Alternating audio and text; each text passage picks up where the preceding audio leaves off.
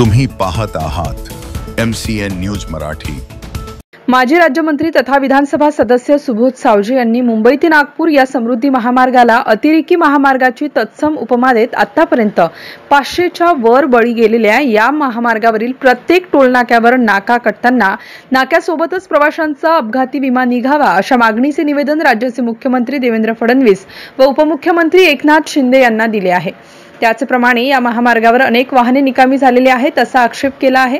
समृद्धी महामार्गावरील होणाऱ्या वाढत्या अपघातांवर त्यांनी आपले लक्ष केंद्रित करत गेल्या 2 महिन्याआधीही याच मार्गावर स्वतंत्र दक्षता पथके उभारणी, वाढत्या अपघातांना तात्काळ न्याय मिळण्याकरिता पोलीस चौकी तर भरधाव वाहणाऱ्या वाहनधारकांना विरंगुळा मिळावा याकरिता महामार्गावरील 10 किलोमीटर मागे शेतीविषयक बोधचिन्हे निर्माण करण्याची एका निवेदनातून मागणी केली असून महामार्गावर होणाऱ्या अशा अनेक घटना टाळण्याकरिता सरकारकडून तात्काळ बंदोबस्त व सुधारणा करण्यात याव्यात अशी मागणी त्यांनी आपल्या निवेदनातून सरकारकडे केली आहे।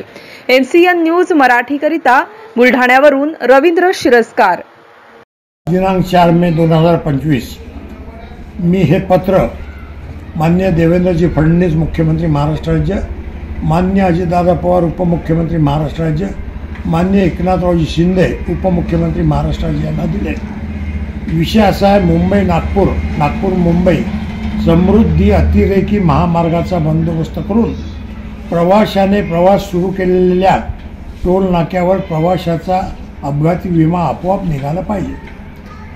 मी याच्यात असं म्हटलं की आतापर्यंत जवळपास या समृद्धी महामार्गावर 500 लोकांचा प्रवाशांचा बळी गेला।